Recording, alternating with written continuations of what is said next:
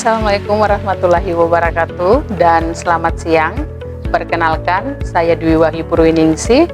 Saya salah satu dosen di jurusan Kesehatan Lingkungan Poltekkes Kemenkes Ternate. Saya merupakan salah satu tim dari mata kuliah Penyihatan Tanah. Pada materi kali ini kami akan membawakan materi terkait dengan pencemaran tanah. Di materi pencemaran tanah ada beberapa hal yang akan kami sampaikan terkait dengan bagaimana tanah itu tercemar, kemudian bagaimana tanah itu diolah agar menjadi sehat kembali. Mari kita simak video selanjutnya. Bismillahirrahmanirrahim. Assalamualaikum warahmatullahi wabarakatuh. Waalaikumsalam warahmatullahi wabarakatuh. Baik, pada hari ini kita akan kuliah dengan mata kuliah penyihatan tanah. Pada hari ini mata kuliah penyihatan tanah materinya adalah terkait dengan pencemaran tanah. Jadi pencemaran tanah itu terjadi, ada beberapa hal yang dapat terjadi menjadi faktor penyebab pencemaran tanah. Sebelum masuk ke faktor-faktor yang mempengaruhi pencemaran tanah, kita harus tahu dulu apa itu pencemaran tanah, ya. Jadi pencemaran tanah adalah peristiwa masuknya zat atau komponen lain di dalam suatu area tanah, ya. Jadi yang menyebabkan tanah itu tercemar bisa dari bahan kimia, bisa biologi, bisa fisik, ya. Kemudian kita bisa melihat di sini pencemaran tanah itu keadaan di mana bahan kimia baik yang buatan itu masuk dan merubah lingkungan tanah yang alami. Ini biasanya terjadi karena beberapa hal, yaitu kebocoran limbah cair atau bahan kimia industri atau komersial, kemudian penggunaan pestisida yang biasanya digunakan oleh para petani di area pertanian, kemudian ini masuknya air permukaan tanah yang tercemar ke dalam lapisan subpermukaan. Biasanya ini untuk masuknya air itu biasanya air yang berasal dari sampah, ya, sampah yang mengalami proses dekomposisi atau proses pembusukan. Dia akan mengeluarkan cairan, namanya cairan licit atau lindi, ya. Dan itu kalau dia masuk ke lapisan tanah itu akan sangat mempengaruhi dari kesuburan tanah. Kemudian selanjutnya air limbah dari tempat kendaraan pengangkut minyak, ya. Kemudian ada zat kimia atau limbah, kemudian air limbah dari tempat penimbunan sampah, kemudian limbah industri yang langsung dibuang ke tanah secara langsung dan tidak memenuhi syarat. Biasanya ini untuk limbah industri harusnya itu dikelola dulu baru boleh dibuang ke lingkungan. Kemudian ini ada beberapa bahan pencemaran yang bisa kita bedakan menjadi 3, yaitu pencemaran kimia, kemudian pencemaran biologi, dan pencemaran fisik. Yang pertama, pencemaran kimia ini ada berbagai macam bahan kimia yang biasanya digunakan oleh industri. Kemudian selain industri, ada juga yang berasal dari rumah tangga. Kalau dari industri biasanya ada radioaktif, kemudian ada logam-logam berat, ya. Kemudian dari rumah tangga biasanya dari pestisida, deterjen, minyak atau pupuk anorganik, ya. Kemudian untuk deterjen ini biasanya dari rumah tangga, itu biasanya ibu-ibu atau orang-orang di rumah yang masih menggunakan deterjen. Biasanya kalau di rumah tangga itu jarang sekali ada rumah tangga yang mempunyai tempat pengolahan air limbah, ya. Jadi deterjen dibuang langsung ke lingkungan. Itu juga akan menjadi salah satu faktor penyebab terjadinya pencemaran tanah. Kemudian untuk pencemaran biologi ada mikroorganisme. Mikroorganisme ini seperti E. coli, Entomoeba coli, Salmonella typhosa. Biasanya kalau E. coli itu berasal dari air, ya. Dia ikut air, tapi asalnya dari mana kira-kira? Tinja, ya. Tinja, ya. Jadi kalau septic tanknya bocor, ya, terus dia di dalam tanah itu kan pasti ada air tanah, ya. Dia ikut air tanah. Jadi itu. Kemudian ada pencemaran fisik yang berasal dari logam, kaleng, botol kaca, plastik, karet, dan lain-lain. Itu juga biasanya kalau sekarang tuh banyak sekali plastik yang kalau pas di penggalian tuh ada banyak plastik di dalam tanah. Itu juga salah satu penyebab terjadinya pencemaran tanah, karena diketahui plastik itu dengan berbagai macam jenis dia juga akan untuk proses dekomposisi di dalam tanah tuh membutuhkan waktu yang cukup lama, bahkan bisa sampai ratusan tahun, ya, apalagi yang lain-lain itu. Jadi untuk pencemaran tanah itu ada beberapa hal yang bisa kita periksa terkait dengan pencemaran tanah. Tetapi sebelum kita pengambilan sampel tanah, kita harus tahu dulu lapisan-lapisan tanah, karena tanah ini ada beberapa lapis. Jadi ini lapisan tanah. Ini ada namanya horizon O. Kemudian horizon A, B, C, D atau R, ya. Untuk pengambilan sampel tanah yang tercemar tadi, ya, untuk sampel tanah tercemar tadi, kita akan mengambil sampel di horizon O. Horizon O ini adalah horizon atau lapisan tanah yang berada paling atas permukaan tanah. Dia sekitar 0 sampai 20 cm, ya.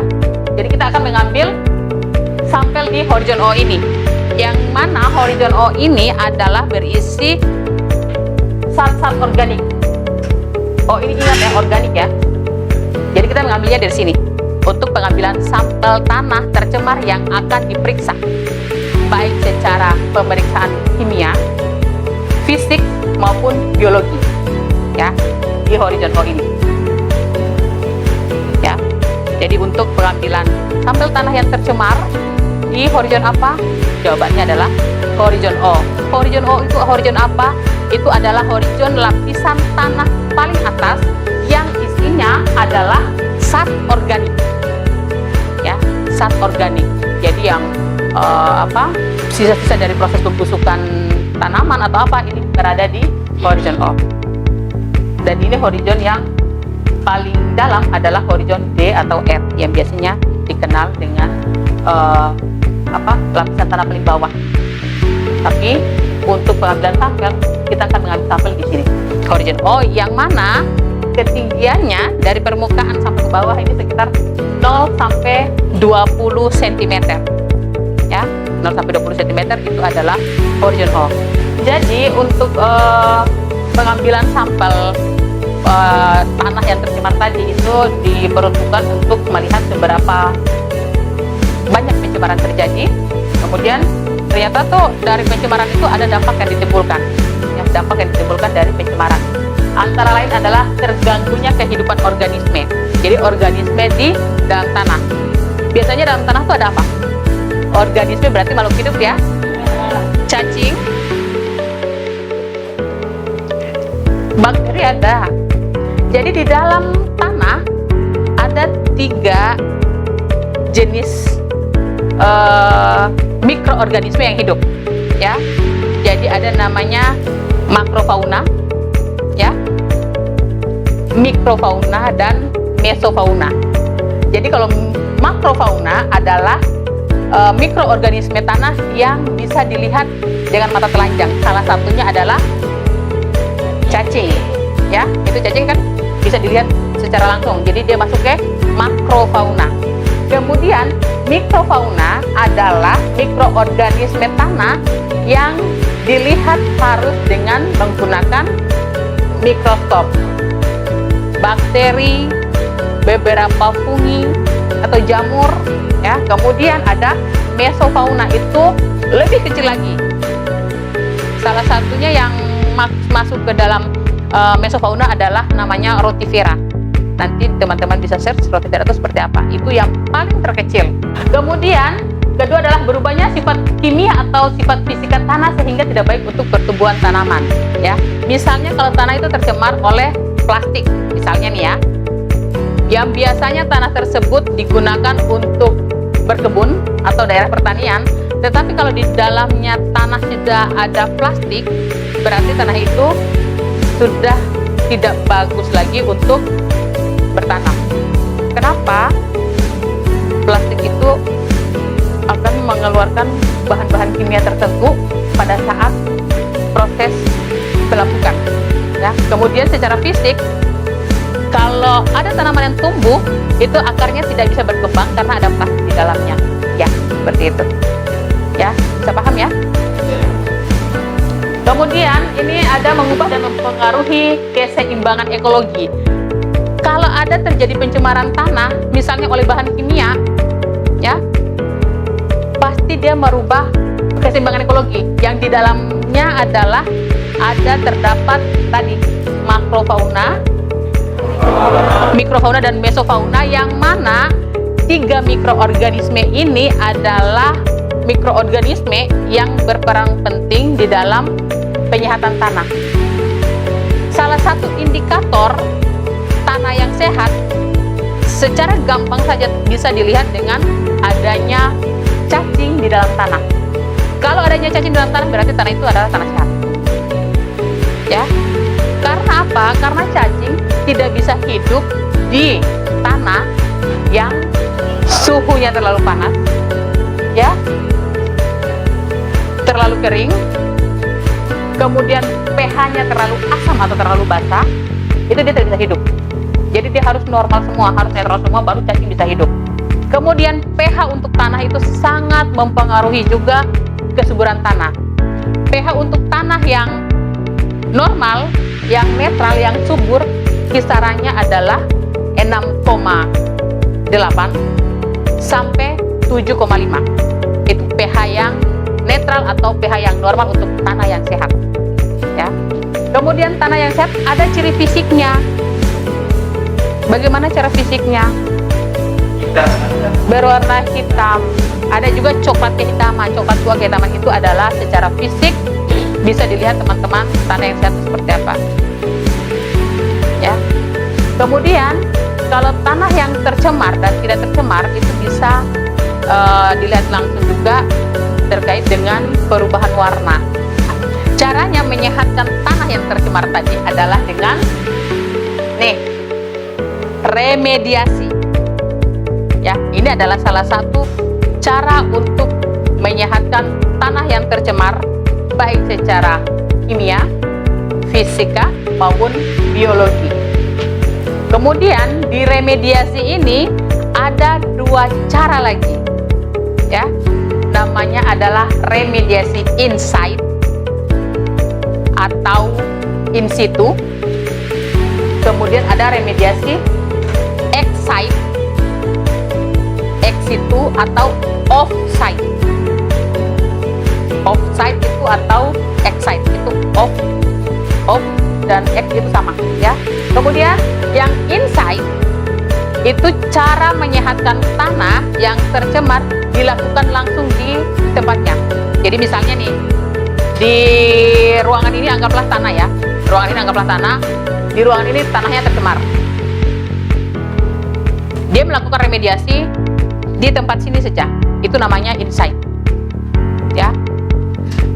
Kemudian kalau off-site atau ex-site itu biasanya misalnya tanahnya di sini tercemar, di ruangan ini, ya, misalnya di tempat ini tercemar, kemudian kita mau menyehatkan kembali, mau mengolah kembali agar tanah sehat, kita menggali tanah yang tercemar di tempat ini, dibawa ke tempat lain, ya.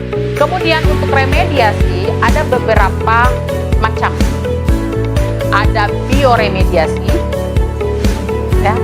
Bioremediasi adalah penyehatan tanah dengan menggunakan beberapa mikroorganisme yang dapat membantu membuat tanah tadi menjadi sehat.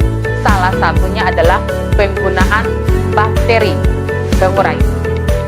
Selain bioremediasi yang menggunakan bakteri atau jamur tadi, ada lagi remediasi menggunakan tanaman. Ada tanaman-tanaman tertentu yang dapat menyerap bahan kimia ke tubuh tanaman sehingga tanah tadi bahan kimianya hilang, berpindah ke tanaman. Jadi dia tidak bahan kimia atau bahan pencemar tadi di lingkungan tidak hilang, tapi berpindah tempat. Jadi yang dari tanah dia pindah tempat ke tanaman. Namanya adalah fitoremediasi. Kalau bioremediasi itu penyehatan tanah atau remediasi tanah dengan menggunakan mikroorganisme, jamur atau bakteri. Kemudian fitoremediasi adalah remediasi atau penyehatan tanah dengan menggunakan tanaman-tanaman tertentu ya untuk menyerap bahan kimia ke tubuh tanaman tersebut. Bagaimana caranya orang bisa tahu atau teman-teman bisa tahu tanah tersebut sudah berpindah bahan kimianya ke tanaman? Indikatornya salah satunya adalah dengan melihat fisik tanaman. Biasanya yang dipakai bisa tanaman lidah mertua, bunga lidah mertua itu. Jadi kalau lidah mertua itu ditanam ke tanah yang tercemar, kemudian daunnya setelah beberapa lama daunnya mengalami perubahan, berarti bahan kimianya sudah pindah ke tanaman tadi.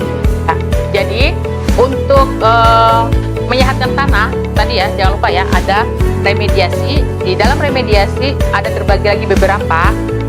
Dua diantaranya adalah bioremediasi dan fitoremediasi ya. Sampai di sini mungkin ada yang mau ditanyakan, silakan. Saya, Bu. Baik, terima kasih dari yang materi yang Ibu paparkan tadi. Di situ ada penyebab pencemaran tanah. Di situ salah satunya adalah kebocoran limbah cair di industri. Yang jadi pertanyaan saya, kenapa bisa terjadi kebocoran limbah cair? Terus bagaimana cara mengatasinya? Ya, baik. Pertanyaannya adalah bagaimana limbah cair industri bisa bocor ke lingkungan, kemudian bagaimana caranya untuk pencegahan atau penanggulangan limbah cair yang bocor tadi ke lingkungan. Teman-teman ada yang bisa membantu menjawab? Menjawab? Ya, silahkan Ival. Baik, jadi setelah tadi yang beberapa materi yang telah dipaparkan oleh Ibu, itu saya ingin menjawab dulu yang untuk penanganan. Jadi penanganannya itu mungkin bisa digunakan dalam bentuk remediasi. Salah satunya itu tadi akan ada dua, bioremediasi sama kalau tidak salah itu ada fitoremediasi. Jadi yang pertama itu kan kalau yang kita ketahui jika skala dari limbah yang bocor itu jika skalanya kecil itu mungkin bisa kita menggunakan bioremediasi. Karena yang tadi kan salah satu contoh itu menggunakan pupuk kompos, cuman dari segi tersebut itu dia memakan waktu yang cukup lama. Jadi kalau memangnya limbahnya itu keluar cukup banyak, otomatis bioremediasi ini agak kurang recommended untuk digunakan. Jadi yang saya sarankan itu fitoremediasi. Kenapa? Karena di situ kan bisa kita dari mungkin nanti kita kedepannya dari orang sanitarian kita sarankan kepada industri tersebut untuk menggunakan tanaman, beberapa contoh tanaman itu mungkin tadi bisa lidah mertua untuk ditanam dalam itu tanah-tanah tadi yang tercemar itu oleh limbah industri. Karena ya menurut saya itu penyerapan dari tanaman itu biasanya cukup cepat. Terus lanjut ke kenapa tadi sampai industri itu bisa itu bocor. Mungkin dari menurut saya sendiri itu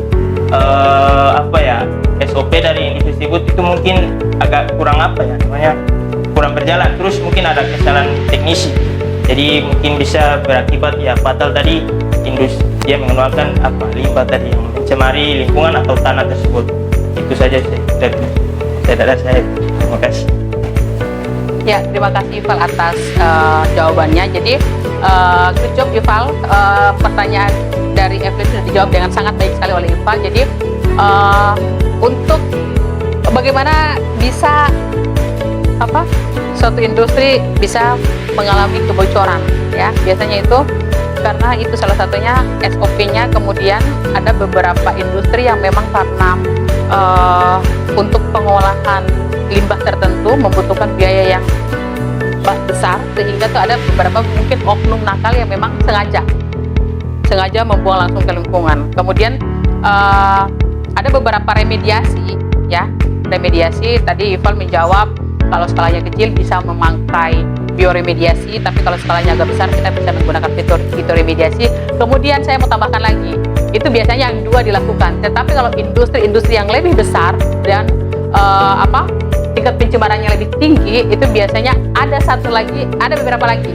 Tetapi yang skalanya lebih besar lagi dengan pencemaran lebih tinggi biasanya memakai chemical remediasi. Jadi dia menggunakan bahan kimia juga untuk mengikat bahan kimia yang lain tadi. Jadi biasanya terjadi pencemaran itu karena kalau di industri biasanya kimia. Jadi kita harus tahu dulu untuk menggunakan chemical remediasi ini bahan kimia apa yang terkandung di buangan industri tadi, sehingga kita bisa menggunakan bahan kimia lain untuk mengikat yang tadi. Tapi itu memang membutuhkan biaya yang sangat tinggi.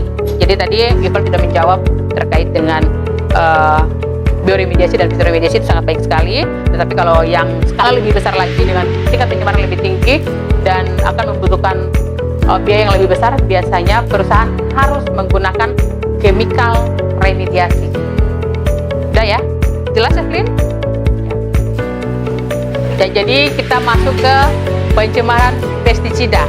Jadi salah satu yang menyebabkan terjadinya pencemaran tanah adalah pestisida yang biasanya digunakan di pertanian. Ya, jadi di pertanian itu sebagian masih menggunakan pestisida untuk pertanian, ya. Dan itu kalau penggunaannya terlalu banyak, baik banyak maupun sedikit, tetap akan terjadi pencemaran karena dia jatuhnya tetap ke tanah dan lama-kelamaan akan merusak tanah dan tanahnya menjadi tercemar sehingga tanahnya tadi tidak sehat, dan untuk dibuat media tumbuh lagi itu akan tidak bagus. Nah, ini pencemaran pestisida, bahan pembunuh hama, pes. Biasanya kalau orang di perkebunan, kalau ada tanamannya yang ada ulasnya, terus ada, kalau di sawah biasanya ada hama-hama tertentu, ereng dan sebagainya, itu kan disemprot. Nah, itu disemprotnya pakai pestisida. Kemudian sebenarnya pestisida ini kan digunakan untuk membunuh atau mencegah atau mengusir hama dari tanaman. Tetapi dalam penggunaan yang lama dan jangka waktu tertentu itu bisa membuat tanah menjadi tercemar bahan kimia. Ya. Jadi untuk pestisida ini ada penggolongannya berdasarkan hama: rodentisida, insektisida, herbisida, fungisida, dan nematisida. Rodentisida itu adalah pestisida yang digunakan untuk membunuh rodensia, roden, tikus, ya. Kemudian insektisida adalah pestisida yang digunakan untuk membunuh insekta atau, ya, serangga. Herbisida apa kira-kira? Pestisida yang digunakan untuk membunuh apa? Herbisida, herbivore, yes. Kemudian fungisida dan bakterisida ini sudah jelas sekali adalah pestisida yang digunakan untuk membunuh jamur atau membasmi jamur dan bakteri. Kemudian nematisida adalah pestisida yang digunakan untuk mencegah, membunuh, menanggulangi apa? Yes, segala cacing-cacingan, ya. Kemudian, nah ini untuk rodentisida, tuh racun tikus, ya. Ini bahan-bahan kimianya nih, bahan-bahan kimianya ini yang digunakan. Kemudian ini senyawa kimia insektisida, ya. Itu biasanya menggunakan organoklorin, organofosfat, dan karbamat. Nah, ini organoklorinnya ini biasanya kalau dulu orang sebutnya DDT, ya. Kemudian ini sudah dilarang kan? Nah, ini karena memang dia meninggalkan residu, ya, meninggalkan residu. Artinya orang kalau disemprot biasanya kalau apa? Contohnya kayak fogging, kan asapnya keluar nih. Setelah selesai asapnya keluar, selesai fogging, ada residu yang tertinggal. Pas orangnya yang fogging sudah pergi, tapi residunya masih kelihatan. Ini organofosfat bersifat stabil tapi toksik terhadap hewan bertulang belakang. Kemudian ini disuntikan ke kuning telur, menyebabkan pengaruh mutagen. Jadi kalau mau bikin mutasi gen, ya, kita menggunakan organofosfat. Nah, kemudian ada karbamat, ini juga digunakan salah satu bahan yang sangat banyak digunakan untuk membasmi gulma. Nah, ini dampak negatif pestisida terhadap lingkungan, ya. Jadi merusak ekosistem mikroorganisme tanah, kemudian merusak flora dan fauna, baik itu di tanah maupun di permukaan tanah. Kemudian dia bisa menurunkan kualitas air, udara, dan tanah. Menurunkan kualitas air karena di dalam tanah juga ada air tanah. Kemudian masuknya pestisida di dalam tubuh ini ada 4, ya. Ada 4 cara masuk. Yang pertama itu melalui pencernaan, kemudian pernapasan, kulit, dan ada keracunan pestisida. Ini keracunan pestisida yang sangat fatal, bisa menyebabkan kematian. Jadi harus hati-hati sekali. Kalaupun memang sangat terpaksa menggunakan pestisida di dalam penyemprotan, harus dipikirkan arah mata angin. Jangan sampai kita berlawanan dengan arah mata angin. Kemudian untuk kulit, di beberapa orang dengan imunitas yang tidak terlalu baik, kalau kena kulit bisa langsung iritasi, ya, bisa gatal-gatal lah sampai melepuh. Kemudian untuk pernapasan, dia bisa terhidup karena tadi mungkin karena pada saat menyemprot tidak memikirkan arah mata angin. Kemudian untuk pencegahan, ada beberapa cara untuk mencegah terjadinya keracunan pestisida, yaitu supervisi medik, kemudian label dan pengelolaan transportasi pestisida, kemudian pendidikan kesehatan dan pelatihan, dan yang paling penting adalah pemakaian APD bagi orang yang menggunakan pestisida di kehidupannya atau pada saat pembasmian hama tadi. Dia wajib menggunakan APD, terutama masker, ya, terutama masker, karena ada salah satu cara masuknya pestisida melalui pernapasan. Jadi dia harus pakai masker seperti itu.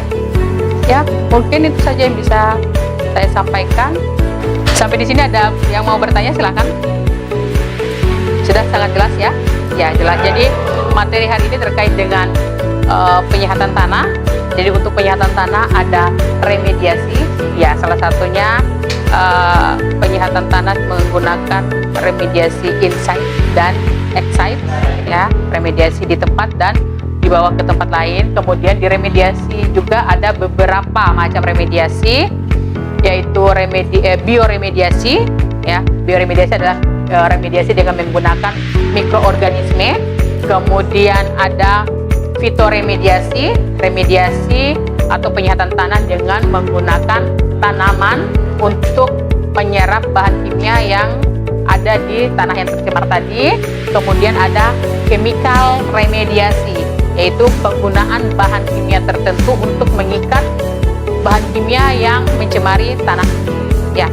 Kemudian untuk pencemaran pestisida, itu hal yang paling penting di dalam mencegah pencemaran pestisida ke manusia, yaitu dengan menggunakan APD lengkap pada saat penggunaan, seperti itu, ya. Ya, kalau tidak ada pertanyaan, pertemuan hari ini saya cukupkan sekian. Assalamualaikum warahmatullahi wabarakatuh dan selamat siang. Terima kasih. Waalaikumsalam warahmatullahi wabarakatuh.